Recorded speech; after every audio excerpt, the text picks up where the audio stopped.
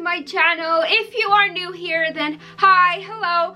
Please consider subscribing if you like videos about DIY, organization, clothes, pretty much whatever pops into my head. For this video, I wanted to show you guys how to make a dining table for $60. Now, I wanted a dining table that could fit 6 people, and a lot of the 6-seater dining tables are very expensive. For example, I went on to Amazon, and the ones I kept finding were like $200, $300, and so forth, and I just knew that I didn't want to spend that much money for a dining room table. So then I went to IKEA, and I don't know if it's just me or if I just have expensive taste or what the heck. All of the dining tables that I liked were $300, $400, some were even like $600, $700 at IKEA, and that's when I knew, you know what, I'm pretty sure that I can just make a dining table myself for a lot cheaper, and that is exactly what I did. Like I said, this table, or this dining table, cost me about $60. There are a couple of people out there that are like, that did not cost you, blah blah blah, whatever you say it cost you. I am not lying to you guys when I tell you the prices on things. I mean, go on Home Depot's website and check at the prices yourself. Now, I am not including the price of the tools, of the screws, of the glue, because I like to build a lot of my own stuff, so I already have these items. It's not like I'm going out there and purchasing new things every single time. This is the problem with people. None of us ever believe that there are good things out there. So, with all of that said, let's just go ahead and get started. Here's what you're going to need. You're going to need a plywood that is 4 feet by 8 feet, and also 2 boards that are 2 by 4 by 8 feet. And the plywood was about $48, and the 2 boards were $12 for both. The first thing that I started with was with the sanding. I started to sand the main side that was going to be the top. I also sanded the bottom, but I didn't focus so much time on the bottom side.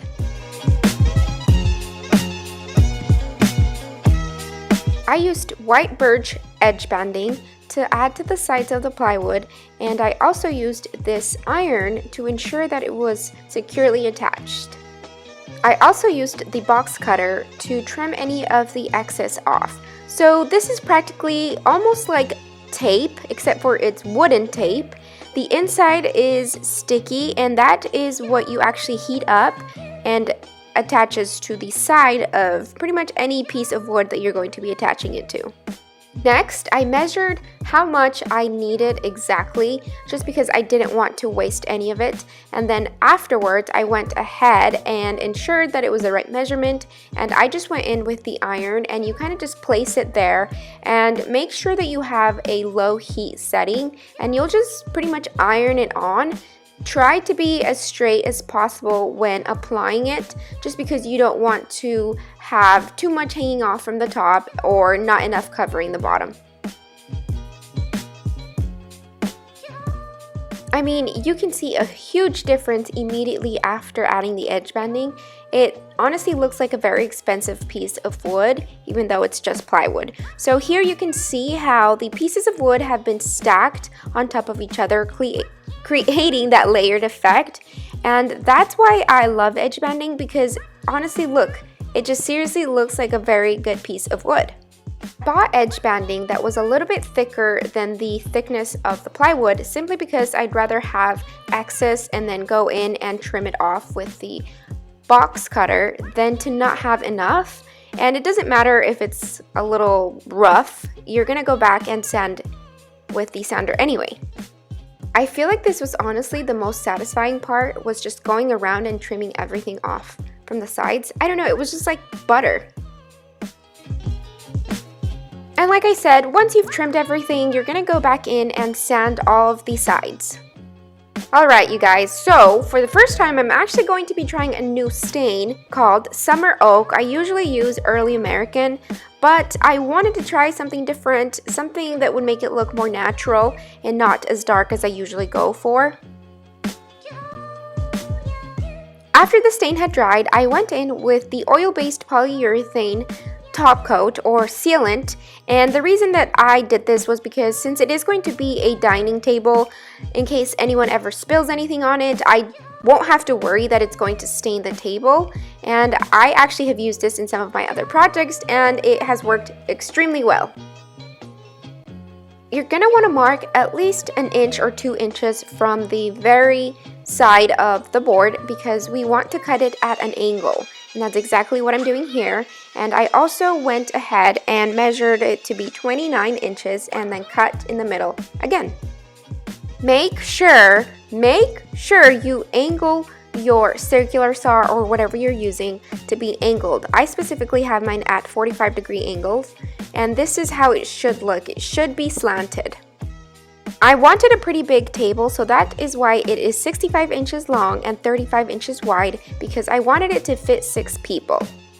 These are the exact leg measurements. The top is 10 inches, the bottom is 24, and the sides are 29 inches long. This is how your top piece should look. Both sides should be slanting in. Notice how both sides are different. One is going in and the other is going out. For your 29-inch pieces, which are the sides, you want the angles to be the same on both sides. Your bottom piece is practically the same thing as the top piece, except for it's going to be 24 inches long, and both sides are going to be slanted in, which means they are different. For this project, I went ahead and used 2-inch screws just because I felt that would create a tighter bond for the wooden pieces.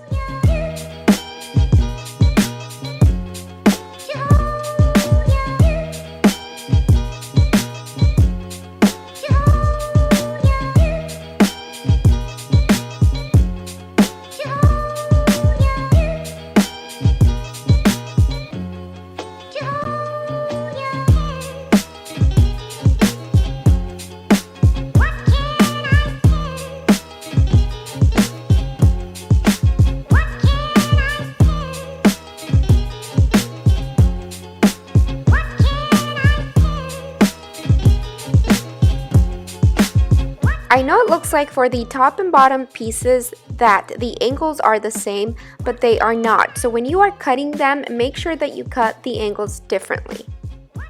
I also used wooden glue on all of the sections, but make sure that you apply just enough so that there is a stronger bond, because the screws are great, but really the glue is what will keep them very close together.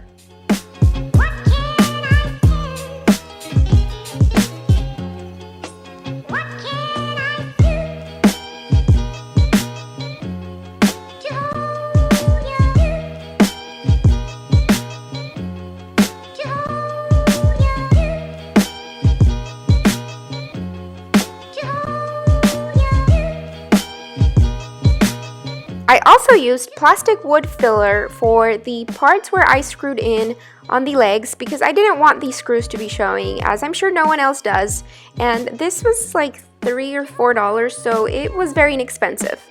I started with a 60 grit sandpaper, and then eventually I moved to a 220, which is very, very fine. I also sanded every single side of each piece or section because I wanted the finished look to just be very soft and smooth looking. After the plastic wood had dried, I went over it with the sander and it sands it down to pretty much the same color of the wood. And of course, I used the same stain that I used for the tabletop, which is summer oak.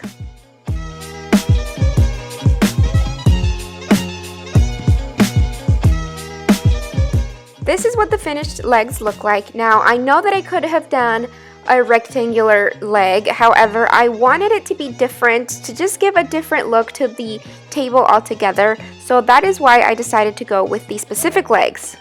I used the bases of our dining chairs to place on top, or I guess on bottom of the tabletop, just to see how far out I wanted the legs to be. Next, I measured the exact measurement from the inside out on each side because I wanted both legs to match and so that they would obviously look even. In addition to the sides, I also measured the bottom and the top just to ensure that the legs were at the exact same place on each side of the tabletop. I also used the 2-inch screws to screw them onto the bottom part of the tabletop. And I started with 3 screws first, and then I went in for extra support on the bottom and top sides of both sides.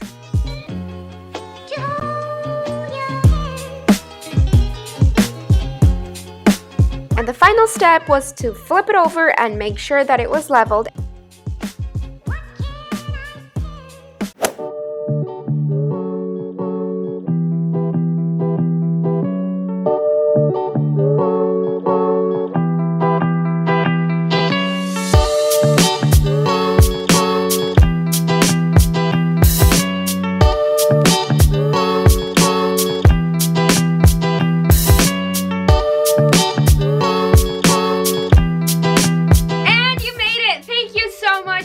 Watching this video, and thank you so much for watching the whole video if you did.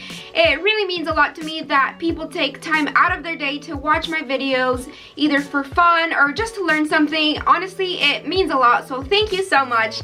And I hope that if you are not subscribed, that you do subscribe, and then also follow me over on my Instagram. And once again, I hope you enjoyed this video, and thank you so much for watching it. I hope you have a good day, so I will see you in the next one. See ya!